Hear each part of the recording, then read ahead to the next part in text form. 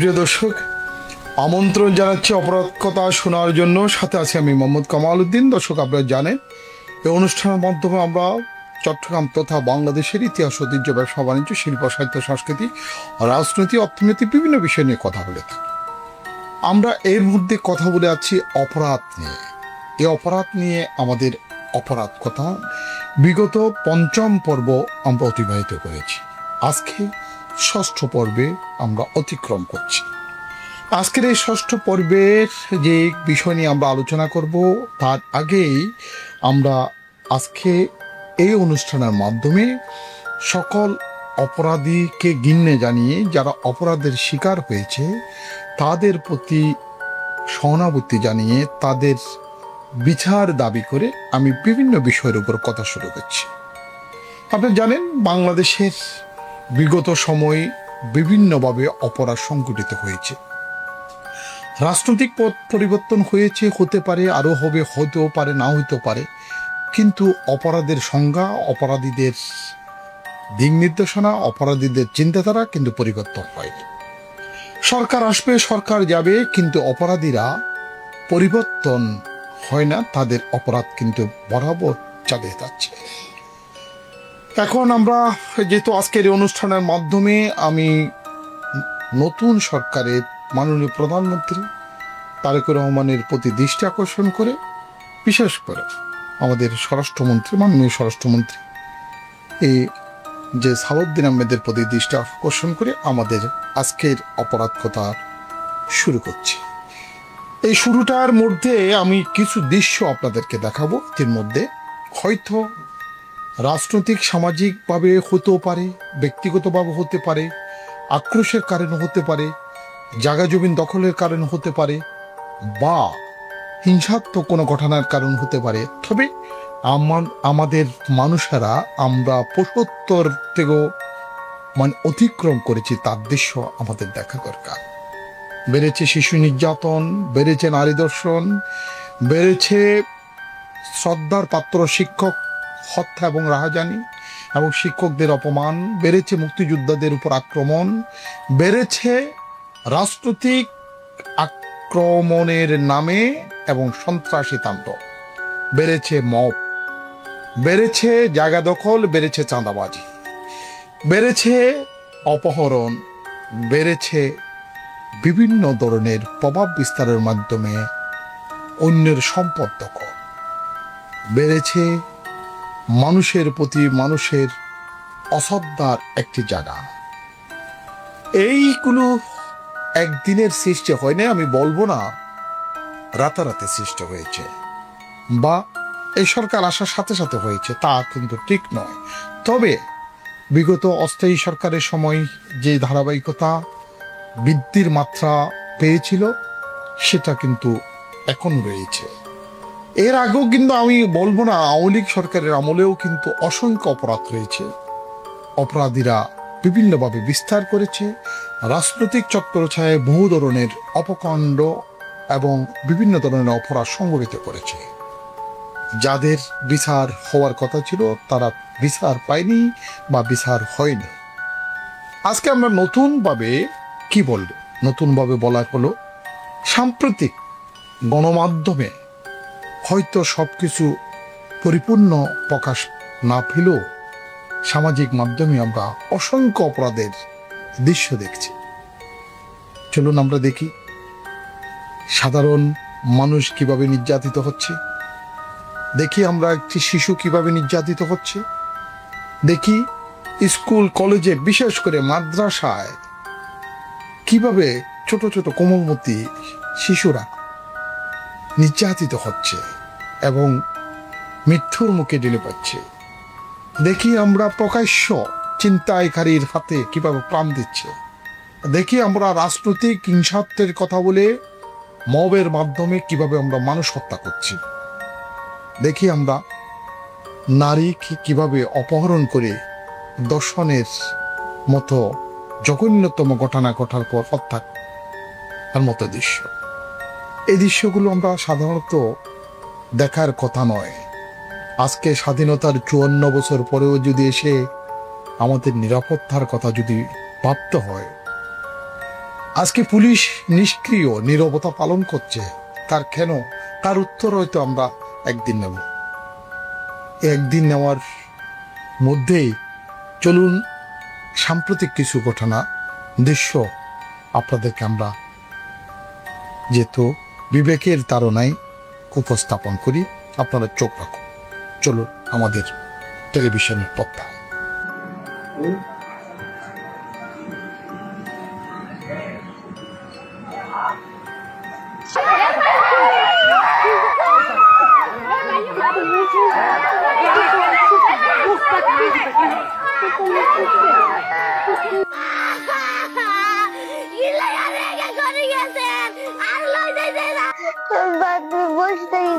বাবু দেখি না।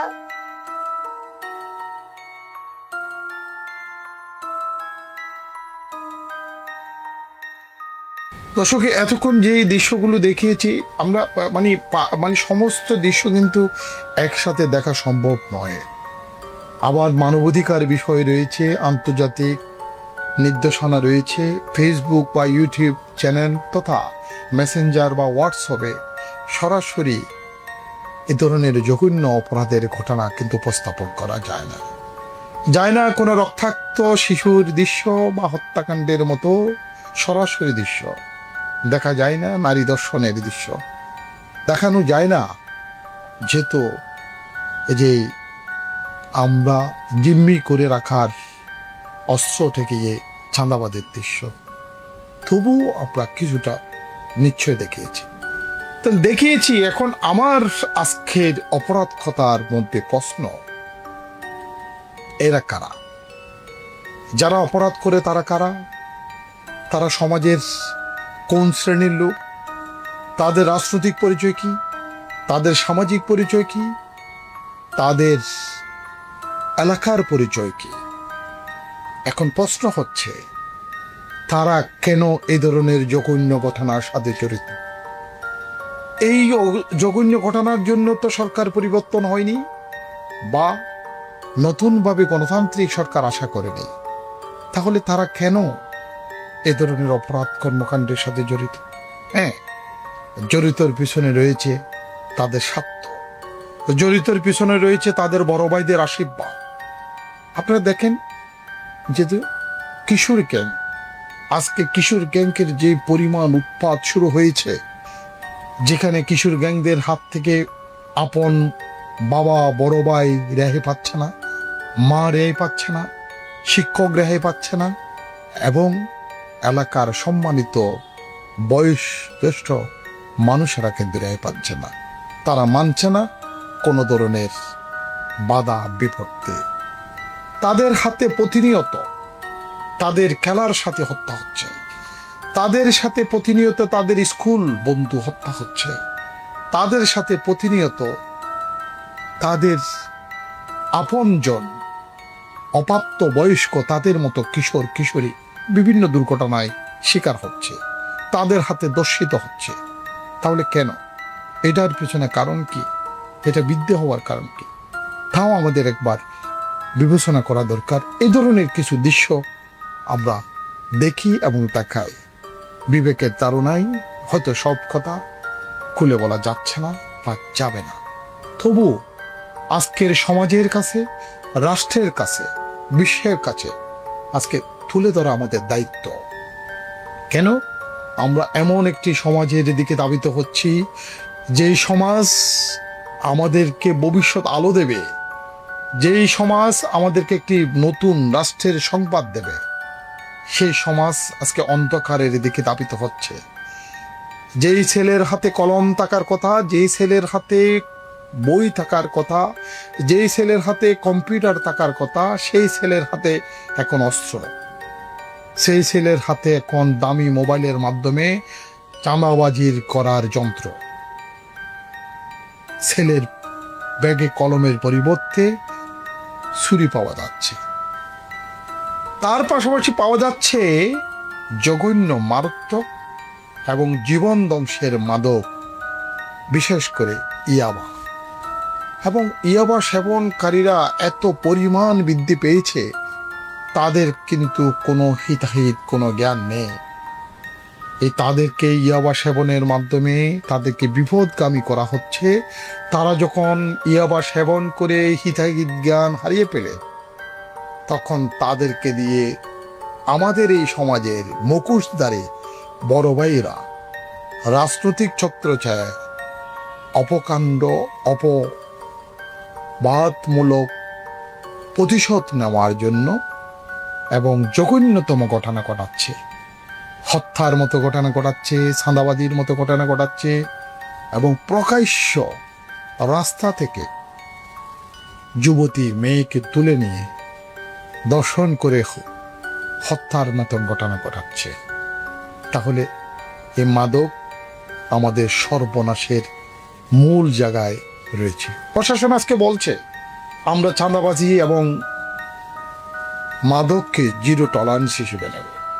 বিশেষ করে পুলিশে বলেছে, সাম্প্রতিক আমাদের চট্টগ্রামের নতুন পুলিশ কমিশনার সাহেব তিনি বলেছেন, যেহেতু আমি দায়িত্ব নিয়েছি, কিন্তু চাঁদাবাজি আর মাদকের ব্যাপারে কোনো আপোষ করব না। এবং এর মধ্যে যথেষ্ট কিন্তু মাদক উদ্ধারের সফলতাও কিন্তু আমরা দেখতে পাচ্ছি। পাশাপাশি আমরা তো পুলিশের শক্ত ভূমিকা দেখতে পাচ্ছি না, সাহসী ভূমিকা দেখতে পাচ্ছি না। পুলিশের হাতে অস্ত্র রয়েছে কিন্তু তাদের অস্ত্র ব্যবহার করতে পারছে না। পুলিশের রাজনৈতিকভাবে প্রভাব বিস্তার করে যারা অবৈধভাবে সুযোগ নিচ্ছে তাদেরকে দমন করার কোনো ধরনের ভূমিকা আমরা দেখতে পাচ্ছি না। তাহলে আইন আছে, প্রয়োগ কে করবে? প্রয়োগ করতে গেলে তো সমস্যা, রাজনৈতিকভাবে বিভিন্ন বাধা আসবে। তার জন্য আমরা কিছু রাজনৈতিক কর্মকাণ্ডের ঘটনা একটু দেখে আসি, যেটা আমাদের জাতির জন্য কখনো কাম্য নয়। চলুন আমরা কিছু দৃশ্য, রাজনৈতিক কিছু দৃশ্য দেখিয়াছি, যেগুলো প্রভাব বিস্তারের মাধ্যমে কিশোর গ্যাং তথা এবং অন্যান্য গ্রুপে কিভাবে আধিপত্য বিস্তার করছে। চলুন।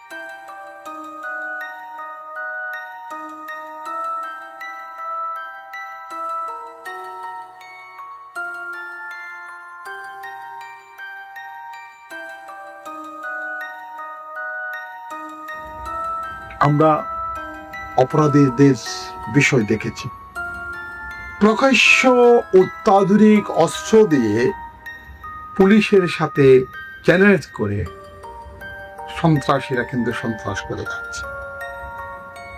তাহলে পুলিশ নিরুপায় কেন? এই সরকারের কাছে আমার প্রশ্ন যদি করি, তাহলে পুলিশ নিরুপায় হওয়ার কারণ হলো পুলিশ থেকে লুণ্ঠিত অস্ত্র এখন উদ্ধার হয়নি, পুলিশের উপর আঘাতের কোনো ধরনের ব্যবস্থা হয়নি, এবং যেসব অস্ত্র থানার থেকে লুণ্ঠন হয়েছে এগুলো বিভিন্ন সন্ত্রাসীদের হাতে চলে গিয়েছে। যে সন্ত্রাসীদের হাতে চলে গিয়েছে অধিকাংশ সন্ত্রাসী তারা কিন্তু পেশাদার খুনি, তারা কিন্তু সংঘবদ্ধভাবে খুনের পরিকল্পনা করে শুধু নয়, প্রকাশ্য ঘোষণা দিয়ে হত্যা করে তারা উল্লাস করে। তাহলে পুলিশ কি করবে? পুলিশের করার কি রয়েছে?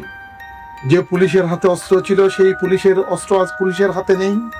থানার থেকে লুণ্ঠিত অত্যাধুনিক অস্ত্র এবং মানুষের জমাকৃত অস্ত্র, অসংখ্য অস্ত্র এখন সন্ত্রাসীর হাতে রয়েছে। তাহলে অস্ত্র যতক্ষণ পর্যন্ত উদ্ধার হবে না, প্রশাসনের অস্ত্র প্রশাসনের কাছে যতক্ষণ ফেরত আসবে না, আমরা হয়তো একদিন হিসাব পেতাম না সন্ত্রাসীদের কাছে কত পরিমাণ অস্ত্র রয়েছে। সন্ত্রাসীদের কাছে সন্ত্রাসীদের অবশ্যই অনেক অস্ত্র রয়েছে, কিন্তু আমাদের কাছে তো এখন হিসাব রয়েছে পুলিশ থেকে লুণ্ঠিত অস্ত্র কত পরিমাণ সন্ত্রাসীর হাতে রয়েছে। এই অস্ত্র তো কোনো সাধারণ মানুষের কাছে নেই। যারা যেভাবে লুণ্ঠন করেছে, এটা মানুষের সিনের উপর বা মাথার উপর, বুকের উপর ব্যবহার করার জন্য তারা লুণ্ঠন করেছে।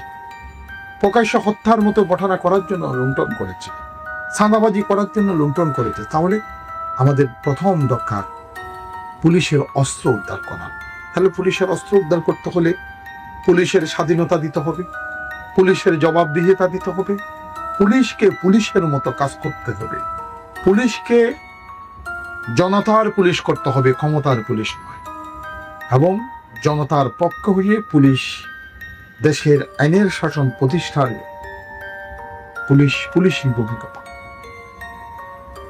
এটার সাথে আমি যদি বলি অপরাধের সংজ্ঞার কথা, যদি বলি আজকে ক্রস ফায়ারের কথা আমরা অনেকেই বলে থাকি, সেটা মানবতার বিরুদ্ধে, আসলে সত্য নয়। বিগত সময়ের মধ্যে যাদেরকে ক্রস ফায়ারে দিয়েছিল, বিশেষ করে 2004 সালে অপারেশন ক্লিন হার্টের মাধ্যমে আমাদের আজকের প্রধানমন্ত্রী তারেকুর রহমান ওনার মা ক্ষমতায় থাকাকালীন শুরু করেছিলেন সন্ত্রাসীদের বিরুদ্ধে যুদ্ধ। সেই যুদ্ধ পরিপূর্ণ করার জন্য র্যাব প্রতিষ্ঠা করে তখন কিন্তু সারা বাংলাদেশে সন্ত্রাসীদেরকে একটু জানান দিয়েছে, আদালতের বিচারের অপেক্ষা করতে হবে না, সন্ত্রাস করলে তাদের বিচার জায়গাতে হয়ে যাবে। সেটা আমাদের বাংলাদেশে কিন্তু এটা সাধারণ মানুষ কিন্তু মেনে নিয়েছে এবং স্বাগত জানিয়েছে। পরবর্তীতে হয়তো আইন শৃঙ্খলা বাহিনী বলেন বা র্যাব বা অন্যান্য যাদের হাতে অস্ত্র দিয়ে এবং ক্রস ফায়ারের ব্যবস্থা ছিল, তারা কিছু নিজেদের স্বার্থে তারা নিজেরাই বিপদগামী হয়েছে, যার কারণে আজকে সত্যিকার অপরাধীরা কিন্তু পার পেয়ে যাচ্ছে, খুনিরা পার পেয়ে যাচ্ছে, বড় বড় জঙ্গিরা পার পেয়ে যাচ্ছে। আজকে জঙ্গিরা উল্লাস করছে, সন্ত্রাসীরা উল্লাস করছে। তাহলে এই পুলিশ বাহিনী বা র্যাব বাহিনীকে আবারও কিন্তু সক্রিয় করতে হবে। আমি আইনের বাইরে কথা বলবো না, কিন্তু দেশের স্বার্থে এই ধরনের জঘন্য অপরাধকে দমন করার জন্য কঠোর কিন্তু কঠিন সিদ্ধান্ত যেতে হবে। তখন কিন্তু কিছু অপরাধ হয়তো আমাদের সমাজ থেকে কমে আসবে। আমরা যদি আরো অপরাধের যদি কথা বলি, এই যে সামান্য চুরির জন্য একটি ছোট বাচ্চাকে দেখা যাচ্ছে প্রকাশ্য বেঁধে পিটাচ্ছে। কি করুণ দৃশ্য আপনারা দেখেন। শুধু একটি রুটি চুরি করেছি, না হয়তো একটু হোটেল থেকে ভাত চুরি করেছে, তাকে পিটাচ্ছে। যেখানে হাজার হাজার কোটি টাকা, রাষ্ট্রীয় টাকা চুরি করে যারা পালিয়ে গেছে তাদের কোনো বিচার হচ্ছে না। যারা প্রতিনিয়ত সরকারি অফিসে ঘুষ খাচ্ছে তাদের কিন্তু বিচার হচ্ছে না। কিন্তু সাধারণ কৃষকের হাতে হ্যান্ডকাপ দেওয়া হচ্ছে এবং কিশোরকে খাওয়ার চুরির অপরাধে তাকে প্রকাশ্যে পিটিয়ে মারা হচ্ছে। কি দুঃখজনক ঘটনা। আমরা দেখি যেহেতু শিক্ষকরা শাসনের নামে কিছু শিক্ষক মাদ্রাসায় পশুর মতো ছোট ছোট বাচ্চাদেরকে পিটানো করছে, তাহলে সেটা কিসের আলাপ? এটা কোন ধরনের সন্ত্রাসী খাতায় আমরা গেল? এই অপরাধের বিচার কে কি করবে? তার জন্য পুলিশ সক্রিয় হতে হবে। আজকে সাংবাদিকেরাও কিন্তু অসহায়। আজকে সাংবাদিকদেরকেও কিন্তু বিভিন্নভাবে কালার করা হচ্ছে। সরকার আসবে, সরকার যাবে, প্রতিটি সরকারের সময় প্রতিটি মন্ত্রী, এমপি বা জনপ্রতিনিধিদের সাথে কিন্তু সাংবাদিকদের একটা সখ্যতা থাকবে। দলীয় লেজির ভিত্তিক, দলীয় লেবার আজ পরিয়ে, দলীয় কালার করে প্রকৃত নির্ভীক সাংবাদিকদেরকে লেখা থেকে কিন্তু দূরে সরানো হচ্ছে। একজন সাংবাদিক সত্যি একটি রিপোর্ট করলো, দেখা গেল সন্ত্রাসের বিরুদ্ধে, অপরাধীর বিরুদ্ধে, জঙ্গির বিরুদ্ধে বা বমের বিরুদ্ধে বা মুক্তিযুদ্ধের উপর হামলা হচ্ছে তার বিরুদ্ধে, কিন্তু তাকে কিন্তু কালার করা হচ্ছে অন্যভাবে। সেটা তো তার যদি লেখা যদি সত্যিকার দেশ জাতির স্বার্থে হয়ে থাকে তাহলে তো সেটা অপরাধ নয়। আমরা বিগত সময়ে দেখেছি কোন সময় কেউ যদি এই ধরনের অপরাধ উপস্থাপন করত তখন কিন্তু জঙ্গি, রাজাকার বা জামাতের কিন্তু ট্যাগ লাগানো হতো। সেটা কিন্তু আওয়ামী লীগ সরকারের সময় দেখেছি। অনেকেও বা অনেক আমার আজকের অপরাধ কথার মধ্যে বলতে পারে, আমি আওয়ামী লীগ সরকারের সময় অসংখ্য অপরাধের শিকার হয়েছে, অসংখ্য ঘটনার শিকার হয়েছে, অসংখ্য মামলার শিকার হয়েছে, কিন্তু আমি লিখে গেছি, আপোষ করেছি। আমি আগে বলেছি 1997 সালে আওয়ামী লীগ প্রথম 96-তে ক্ষমতায় আসার পর আমার ছোট ভাই আগস্টের 11 তারিখ খালুকট থেকে নিখোঁজ হয়েছিল, লাশও পাই। ওইটাও কিন্তু আওয়ামী লীগ সরকারের সময় প্রভাবশালীরা আমার ছোট ভাইকে কিন্তু গুম করে হত্যা করেছে, কিন্তু আমি প্রমাণের জন্য মামলা করতে পারি। ওই ধরনের অসংখ্য ঘটনা রয়েছে অপরাধে। এক সময় আমি বিগত সময় বলেছি, ফজল করিমের অপরাধ সাম্রাজ্যের বিরুদ্ধে আমি লিখতে গিয়ে, রাউজানের বিভিন্ন হত্যাকাণ্ডের কথা লিখতে গিয়ে, রাউজানের ছাত্র দলের নুরুর কথা লিখতে গিয়ে এবং আজিজ মোহাম্মদের মতো ফাঁসির আসামি এর বিপক্ষে লিখতে গিয়ে আমি কিন্তু ফজল করিমের রোশানলে পড়েছিলাম। আমাকে AK-47 দিয়ে গুলি করার জন্য 3বারও অ্যাটেম্প নিয়েছিল। তখন র্যাব পুলিশ আমাকে রক্ষা করলেও কিন্তু আমার জীবন বাঁচানো অনেক কষ্ট হয়ে গেছে। 4টি মামলার আমাকে আসামি করা হয়েছিল। আজকে অনেকে অনেক বাবু বলতে পারে, অপরাধের কথা বলতে গেলে কিন্তু আমি এখনো বলি হয়তো কালকে আরেকটা মামলার আসামি হতে পারে, কিন্তু না, আমি আপোষ করি নাই কখন। ফজল করিম আমাকে গুমের মামলা দিয়েছে, চাঁদাবাজি মামলা দিয়েছে, অপহরণ মামলা দিয়েছে, একটি প্রমাণ করতে পারেনি, আদালতে নিতে পারেনি, কারণ আমি তো সত্যর পক্ষে ছিলাম। আমার দোষ ছিল অপরাধীদেরকে চিহ্নিত করা। আজিজ মোহাম্মদ ছিলেন একজন ভয়ঙ্কর খুনি। শ্রীরক্ষিত অ্যাডভোকেট শ্রীরক্ষিতের একটি ছোট 9 বছরের শিশুকে নয়খণ্ড করেছিল হাজারিগুল্লি বাসা বাদমনহাটে জায়গা দখলের জন্য। সে ফাঁসির আসামি ছিল। সে আজিজ মোহাম্মদের গডফাদার ছিলেন ফজল করিম, ফজলে করিম, ফজল করিম না, ফজলে করিম এমপি। কিন্তু আমি আপোষ করি। কোন এক সময় কমিশনার লিয়াকত মৃত্যুবরণ করেছে, হয়তো পরবর্তী 8 মার্ডার এবং অন্যান্য যে সন্ত্রাসীরা মেরেছে, তারাও কিন্তু আমার বিরুদ্ধে বিভিন্নভাবে সোচ্চার হয়েছে, কিন্তু আমি আপোষ করি। তা আজকেও আমরা ওইসব কথার ইতিহাসে না গিয়েও যদি বলি, এখনকার রাজনীতি কি বিগত সময় রাজনীতিকে অনুসরণ করবে? এখনকার সরকার কি বিগত সরকারকে অনুসরণ করবে?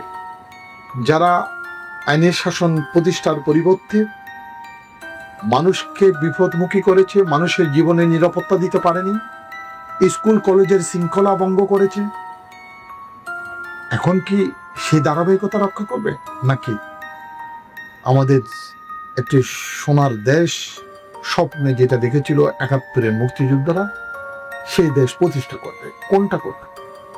আজকে মুক্তিযোদ্ধারা অসহায়, আজকে সাধারণ ব্যবসায়ীর অসহায়, আজকে পরিবারের অসহায় পরিবার নিজের যৌবনপ্রাপ্ত মেয়েকে স্কুল কলেজে পাঠাতে কিন্তু আতঙ্কের মধ্যে রয়েছে। আজকে শিশুকে রাস্তায় পাঠাতে পারে না, দোকানে পাঠাতে পারে না, স্কুলে পাঠাতে পারে না, আতঙ্কে রয়েছে। আজকে কোনো না কোনো কারণে মবের শিকার হচ্ছে, কোনো না কোনো কারণে চাঁদাবাজির শিকার হচ্ছে। তাহলে আমরা অপরাধ কথা আজকে আমি আবারও বলবো, এই কয়দিনের মধ্যে যে অপরাধগুলো সংঘটিত হয়েছে সে অপরাধগুলো আমরা একবার দেখি। শুধু মানুষ নয়, আপনি দেখেন এখানের মধ্যে পশু পর্যন্ত রক্ষা পাচ্ছে না। আমাদের সামাজিক মাধ্যমে মোবাইল হাতে নিলে খোলা যায় না, এমন কোনো ভালো দৃশ্য আমরা দেখতে পাই না যেগুলো দেখে আমরা আনন্দিত হব, উৎফুল্লিত হব, আমাদের আশার আলো জ্বালিয়ে। কিন্তু প্রতিনিয়ত যে ঘটনাগুলো আমরা দেখছি সেই দেখা কিন্তু আমাদের জন্য সুস্থ দেখা নয়। দর্শক, আমি একেবারে শেষ পর্যায়ে আমি ডকুমেন্টারির মাধ্যমে আমরা ধারাবাহিকভাবে কিছু অনুষ্ঠান হাতে নিয়েছি, বিশেষ করে দেশ এবং দেশের বাইরের অপরাধ অনুসন্ধান করা। ইতিমধ্যে টুরিস্ট পত্রিকায় আমরা কিছু অনুসন্ধানী তথ্য চিত্র ধারণ করে কাজ করার সিদ্ধান্ত নিয়েছি। আমাদের চলচ্চিত্রের মাধ্যমে আমরা মাল্টিমিডিয়ার যে অনুষ্ঠান দেখাচ্ছি, চেষ্টা করে যাচ্ছি। এর আগেও আমরা কথা টিভির মাধ্যমে অনেক কথা উপস্থাপন করছি। আমরা তুলে ধরব যেখানে অন্যায় রয়েছে, যেখানে হত্যা, রাহাজানি, নারী দর্শন, যেখানে শিশু হত্যা, শিশু দর্শন, যেখানে দুর্নীতি, ঘুষ, যেখানে চাঁদাবাজি, যেখানে মদ, যেখানে মানুষের নিরাপত্তা নেই, যেখানে জবাবদিহিতা নেই, যেখানে শিক্ষা গ্রহণ করতে গেলে তাকে অস্ত্রের মুখে পড়তে হবে, যেখানে ব্যবসায়ীরা ব্যবসা করতে পারবে না, যেখানে মাদকের মান্ডা রয়েছে, মাদকের স্বল্পরাজ্য রয়েছে, যেখানে অস্ত্রের ব্যবসা রয়েছে, অস্ত্রের ঝঞ্ঝালানি রয়েছে, যেখানে সংঘবদ্ধ গ্রুপ মানুষকে জিম্মি করবে, যেখানে অপহরণ করবে, সকল ধরনের অপরাধের কথা আমরা তুলে ধরব অনুসন্ধানের মাধ্যমে, তুলে ধরব সরকারের প্রশাসনের বিভিন্ন অনিয়তা, তুলে ধরব সরকারি কর্মচারীদের স্বেচ্ছাচারিতা, তুলে ধরব একেবারে রাজনৈতিক নেতাদের আধিপত্যের মাধ্যমে দেশ ধ্বংসের নির্দেশনামূলক নিদর্শন, তুলে ধরব আমাদের রাষ্ট্রের সফলতা, তুলে ধরব আমরা রাষ্ট্রের ব্যর্থতার পাশাপাশি মুক্তিযোদ্ধাদের আগামী দিনে মুক্তিযোদ্ধাদেরকে স্মরণ করার বিষয়ে সজাগ হওয়ার কথা, তুলে ধরব ইতিহাস, তুলে ধরব জাতীয় পতাকার ইতিহাস, তুলে ধরব আমাদের মানচিত্র। আমরা সকল অন্যায়কে অন্যায় বলবো, ন্যায়কে ন্যায় বলবো, সকল অপরাধকে আমরা পুলিশের পাশাপাশি সংশ্লিষ্ট প্রশাসনের সহযোগিতা নিয়ে অনুসন্ধান করব। অনুসন্ধানের মাধ্যমে আমরা সমাজের চোখে পরিষ্কারভাবে বোঝানোর চেষ্টা করব, দেখার চেষ্টা করব আমরা কোন পথে যাচ্ছি, আমাদের পথ কি অন্ধকার নাকি আলোকিত। আমাদের অনুষ্ঠান থাকবে আলোর পথে, ন্যায়ের পথে, অন্যায়ের বিরুদ্ধে। দর্শক, এতক্ষণ পর্যন্ত অপরাধ কথা শুনেছে, আগামীতে আরো বিস্তারিত তথ্য নিয়ে অনুসন্ধানী অপরাধ কথা বা অপরাধের দৃশ্য নিয়ে আমরা হাজির হব। আপনারা ভালো থাকুন, সুস্থ থাকুন, আমাদের সাথে থাকুন। ধন্যবাদ সবাইকে।